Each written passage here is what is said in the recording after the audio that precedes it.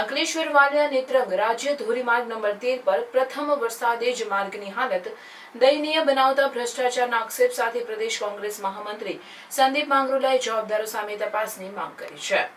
અંકલેશ્વર વાલિયા નેત્રંગ માર્ગ કરોડોના ખર્ચે શિવાલય ઇન્ફ્રાસ્ટ્રક્ચર એજન્સી દ્વારા પુનર્નિર્માણ કરવામાં આવેલ છે, જેના પર પહેલા વરસાદે જ ખાડાઓ પડી ગયેલા હોવાનું સંદીપ માંગરોલાએ હાઈવે ઓથોરિટીને પત્ર પાઠવી જણાવ્યું છે કે રસ્તા ઉપર પડેલા ખાડા દિલ આકારના જોવા મળે છે, પરંતુ જો કોઈ આ ખાડામાં પડી જાય તો સાચા જ અર્થમાં તેનું દિલ બંધ થઈ શકે છે. સંદીપ માંગરોલા દ્વારા અગાઉના આ મામલે દર્શાવેલી આશંકા હવે હકીકતમાં ફેરવાયેલી છે. સ્થાનિક તંત્ર દ્વારા કામની ખાતરી અને ખરાઈ કરવામાં આવી નથી, પરંતુ કોંગ્રેસ દ્વારા આ તો પહેલેથી જ ચીમકી આપી હતી કે આ કાર્ય ભ્રષ્ટાચારયુક્ત છે. આજની સ્થિતિ એ સાબિત કરે છે કે કોન્ટ્રાક્ટર અને તંત્રની મિલીભગતથી પ્રજાના કરોડો રૂપિયા વેડફાઈ રહ્યા છે.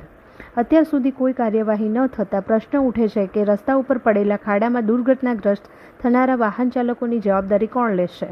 શું તંત્ર હવે પણ સૂતેલું રહેશે? ગુજરાત પ્રદેશ કોંગ્રેસ સમિતિના મહામંત્રી સંદીપ માંગરોલાએ તાત્કાલિક જવાબદારો સામે તપાસની માંગણી કરી છે.